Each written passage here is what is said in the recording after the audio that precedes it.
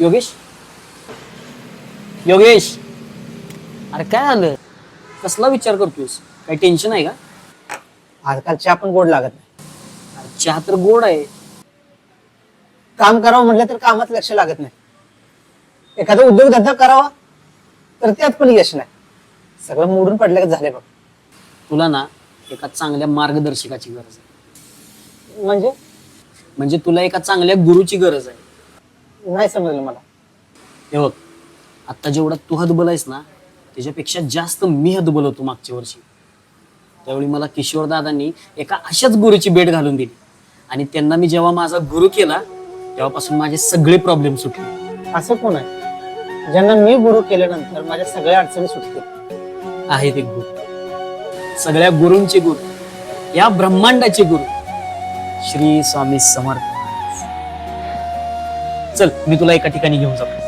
चल. योगेशला टेन्शन मध्ये बघून मला राहवलं नाही आणि मी ठरवलं योगेशला आगाशिवनगरच्या स्वामी समर्थ महाराजांच्या केंद्रामध्ये घेऊन जायचं. आम्ही कृष्ण हॉस्पिटल पासून ढेबेवाडी फाट्यावरून आगाशिवनगर मधल्या दत्त मंदिरापासून थोड्याच अंतरावर असणाऱ्या स्वामी समर्थ महाराजांच्या केंद्रामध्ये पोहोचलो.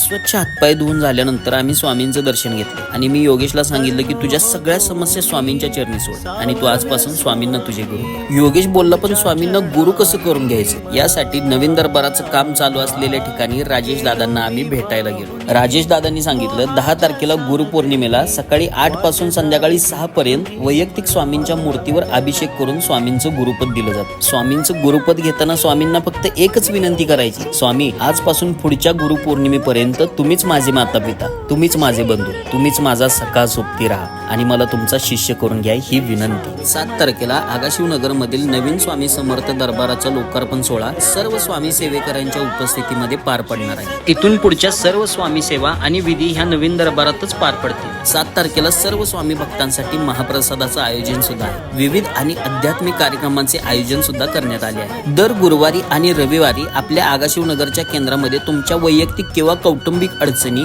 त्याच्यावरती विनामूल्य आध्यात्मिक पद्धतीने तुम्हाला मार्गदर्शन केलं जातं. याच्यामुळे आजपर्यंत हजारो सेवेकरांना त्याचा अनुभव आला. येत्या 1 ते 1.5 वर्षात आगाशिवनगर मध्ये भव्य 5 मजली श्री स्वामी समर्थ दरबार, बालाजी धाम व अन्नछत्राची निर्मिती होणार आहे. त्यासाठी जर कोणाला आर्थिक किंवा वस्तू स्वरूपात काही देणगी द्यायची असेल तर स्वामी समर्थ केंद्र आगाशिवनगर येथे आपण संपर्क करू शकता. आणि योगेशने जसं स्वामींचं गुरुपद घेतलंय तसं आपणही स्वामींचं गुरुपद घेऊन स्वामींच्या सेवेमध्ये येऊ शकता.